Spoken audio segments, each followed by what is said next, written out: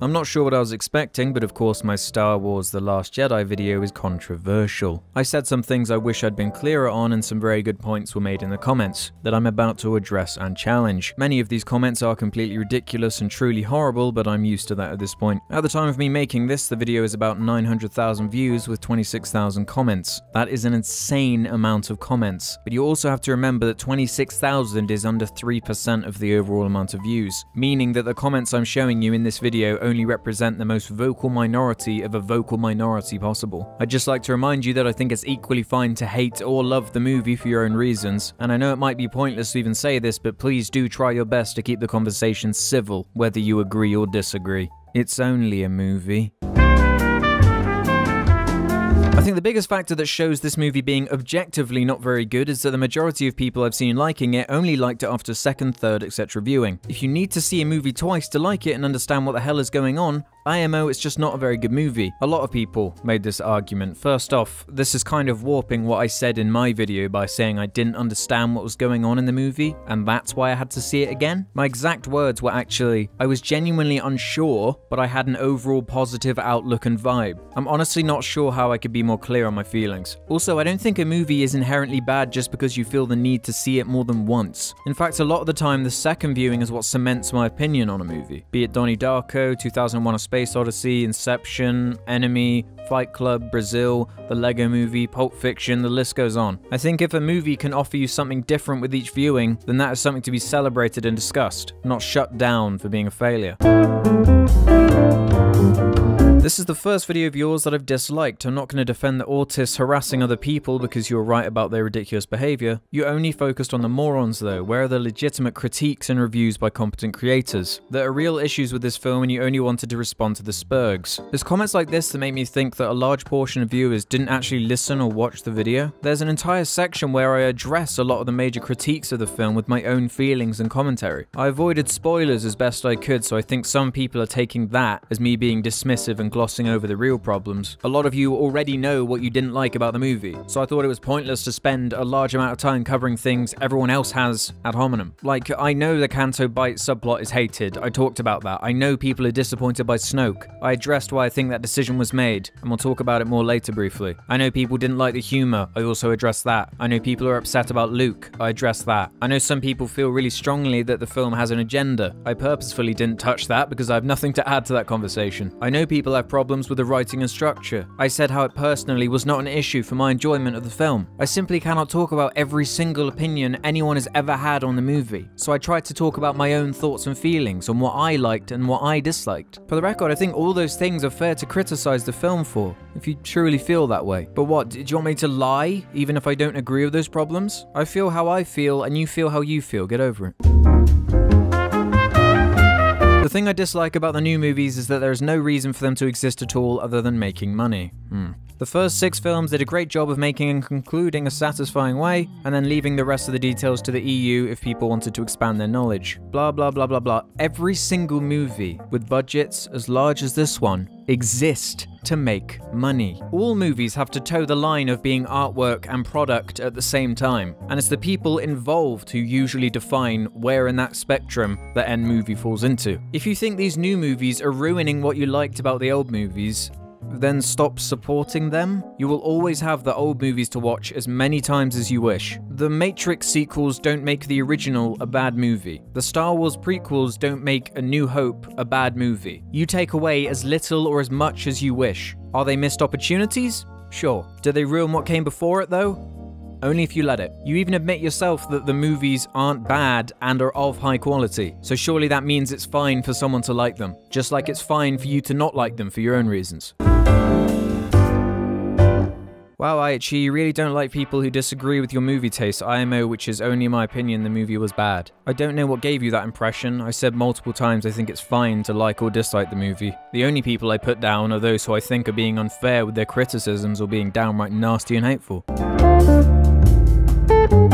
A few comments picked out the hypocrisy in me saying, I'd like to think people who genuinely hate Star Wars wouldn't waste their time going. Which is completely fair. Anyone can obviously see any movie they want, and that does seem hypocritical of me to say, especially seeing as I myself go and see films I end up not enjoying all the time. However, The point I was trying to make was that I would always take the opinion of someone who hates Star Wars and wears that fact on their sleeve kind of with a grain of salt. I would happily listen to their criticisms on technical aspects of the filmmaking, but if you don't like Star Wars, then what exactly were you expecting to get out of a Star Wars film? It's like me going to Fantastic Beasts and Where to Find Them as someone who really doesn't care that much about Harry Potter. I can talk about the filmmaking and what works and doesn't work there for me, but I'm just not going to get the same rush that the people who are really into that world are going to get. The second comment ends by saying, "This, in my opinion, with valid reasons, wasn't a good film." Isn't it wonderful how opinions can be different? And that's okay, because this, in my opinion, with valid reasons,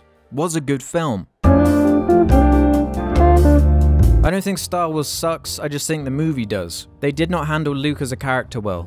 Opinion. There were many plot holes, they say without any supporting evidence. Rose as a character was badly executed. I wouldn't say she was bad, but I also wouldn't say she was good either. Again, an opinion. The jokes were really bad and mostly cringe. If the humor didn't work for you, then that's more than okay. Although I'd argue that this is oversimplifying it, because that isn't to say there aren't jokes that work. Snoke was pointless. See, to me, Snoke was one of the least interesting things about The Force Awakens. I don't understand why everyone is acting like they were so invested in his character. I can see why people might think it's a waste of a potential character, but you have to kind of see it for what it is. To me, he's much like the Emperor from the originals. He's just a plot device to force the main characters down a certain path. Like, without the prequels, that character is pretty two-dimensional. He's just evil guy. Like, if you're disappointed by that, then it's fine, but to me, it just really didn't bother me, because the film isn't about him ultimately. There was political propaganda in the movie. I mentioned the strange anti-1% message and the animal rights one as well, which I mentioned I didn't think were necessary. Not going to touch any others. Rey didn't get a good reason why she has been so powerful, so this is something I was kind of hoping for and didn't get. There is a line said by Snoke that kind of implies where it's coming from, so you can use your imagination a little, which I'm not averse to, but it doesn't really explain how she was so effective in the first movie like we were all hoping. To me, the worst one was Rey being so weirdly effective at piloting the Falcon in The Force Awakens, but I guess like Luke was also able to defeat the bad guys his first time in an X-Wing, so that kind of oversight isn't that new to the franchise. I expect it's just a convenience to propel the plot forward. A lot of people correctly pointed out that the section at the end had some problems. I did intend for it to be a bit of humor, but it clearly didn't land very well. Obviously, because bad films exist, that doesn't excuse the bad things in The Last Jedi. The point I failed at expressing was that I was trying to mock the people who are calling The Last Jedi the worst movie of the year, which you might say isn't happening, but I am seeing a hell of a lot of it. When, in my opinion, it is head and shoulders above every one of the films I mentioned in that section. It's not a very well articulated joke, and I'd definitely change it if I could go back.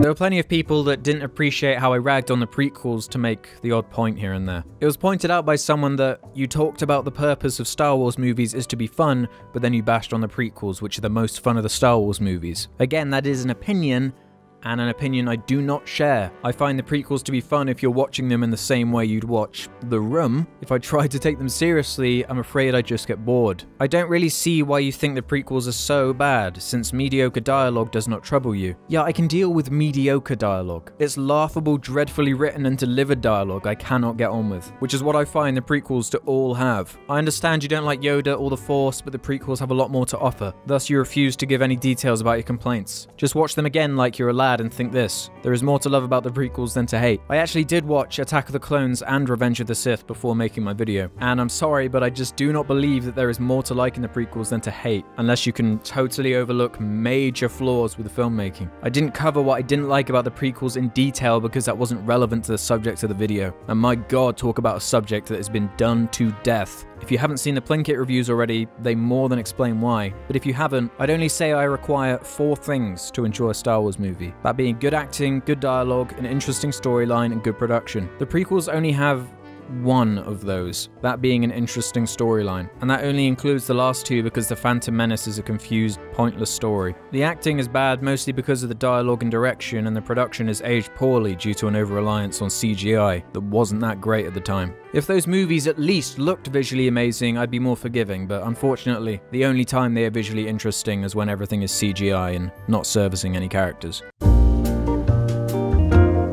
God, people set the bar so high when they watch movies. They accept I think they mean expect a perfect movie, but their movie has even the tiniest flaws, they will shit all over it. I would agree that the hype culture has kind of set the bar to a ridiculous extent. However, I do think many of the complaints are totally valid.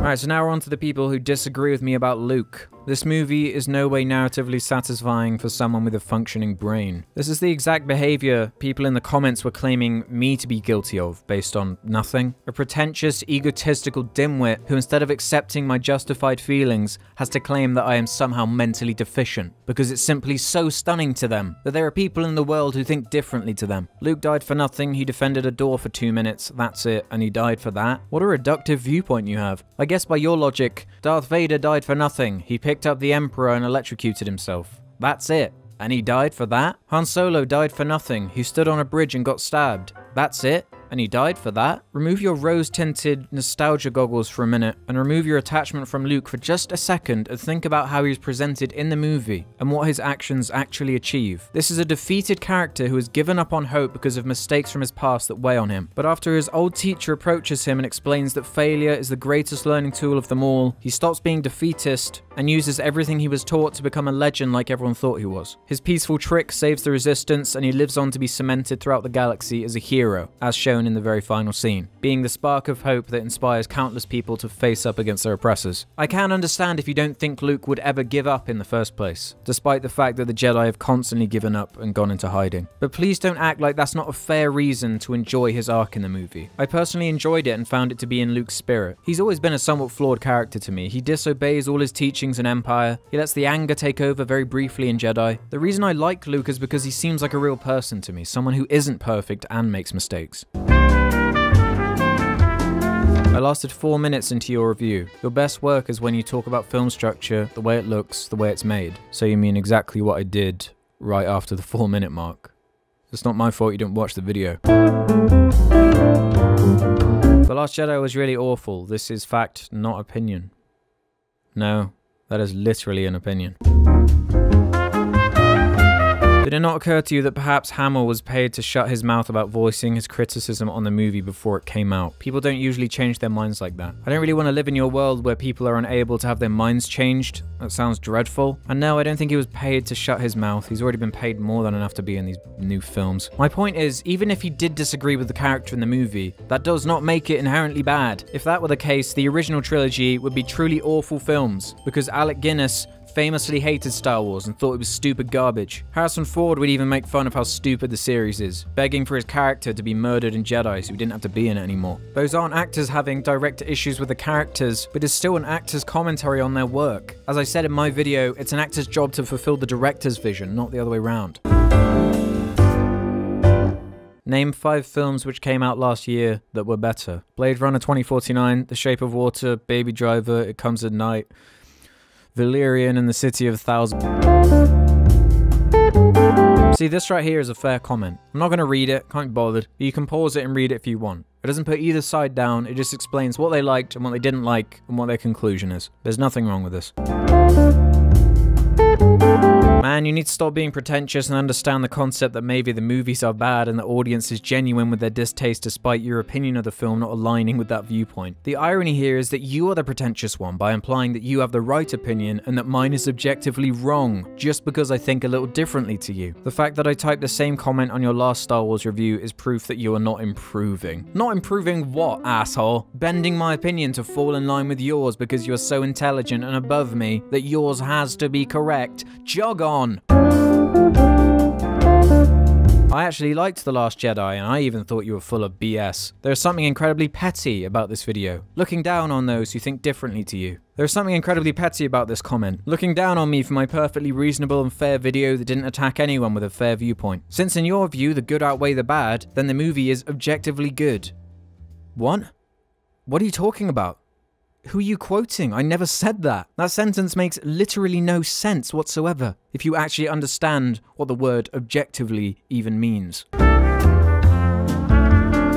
Why would anyone subscribe to this idiot who hardly explains why he thinks anything about the given film or franchise? That is exactly what I did. for the entire video. You just clearly didn't like what I said. The people who didn't like the film actually go into specific detail as to why the film failed in the already established franchise. This moron just posited major supposedly good sides to it without any supporting evidence. The performances are brilliant and convincing. The action is thrilling. Okay, so that's your opinion. But why and how? How is this even an argument? You're trying to pick apart an opinion. All of these people who didn't like the film of which you speak are just telling you their opinion. How the hell am I supposed to show supporting evidence for the action is thrilling without just showing you the action being thrilling, which is constantly shown in the video through the clips of the thrilling action? If you're gonna sit there and tell me I am wrong for thinking the action is well executed and shot, which it is, then how is your anecdotal evidence any more valid than mine?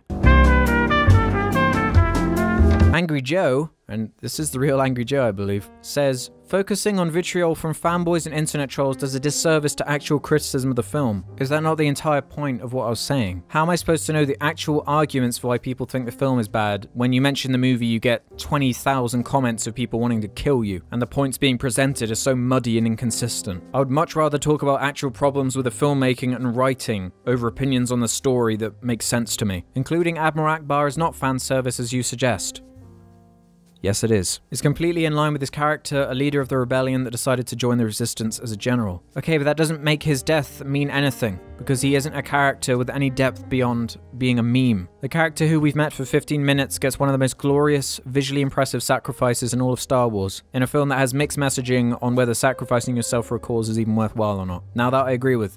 That's fine. Except when you total up how much screen time Admiral Akbar actually has in the franchise, it's so minimal I think it's actually less than Holdo. That scene could have easily been given to Akbar, or hell, with some rewrites and reshoots, Leia herself. That's just one of the many issues with The Last Jedi. First off, Disney would never allow a character called Akbar to kamikaze their ship into anyone. And I just feel like it would be too goofy with such a weird character. I do completely agree that it is a missed opportunity to use a character we do not care about for such a great moment. But subbing them in for another character we ultimately do not care about wouldn't have sold that issue for me. I like the idea of that being Leia's final moment, but you simply had to have the scene with Luke and Leia at the end. I feel like that would have been an even bigger missed opportunity if Luke had never had a scene with Leia. It doesn't deepen the lore, it cuts it short and sets up perhaps one of the most boring resolutions, Kylo versus Rey in a lightsaber fight. What a bold new direction, love you man. I'm not sure if that last bit there was sarcasm or not, although I never said the film was taking us in a bold new direction, and it can be criticized for being too safe and similar, that's fine. That's what everyone has been doing to The Force Awakens for years now. But Star Wars has always copied itself. Like, Jedi is just a remake of A New Hope. There are moments in the prequels that echo the original trilogy in really not so subtle ways. But this is the kind of thing we can't really comment on properly without seeing JJ's remake of Jedi first. I mean, if you really want to see bold science fiction with a bit more depth, go and watch Blade Runner or Arrival. Star Wars has always been simplistic and dumb. Watching bad movies has skewed your opinion. This is actually a really interesting point I've often thought about myself. Of course, after watching hundreds of hours of the absolute worst garbage that is being released, a film like The Last Jedi may seem more impressive compared to someone who has never seen Laser Blast. However, I would argue that knowing the absolute worst like the back of your hand actually makes you appreciate the good in a different way. Yeah, perhaps I am slightly more lenient. You could make that case, but I do see more than just what I talk about on my channel, so this is a somewhat simplified outlook. I can just imagine a IHE head shooting bread at people. Wait, why is this in here? I'm gonna end the video now.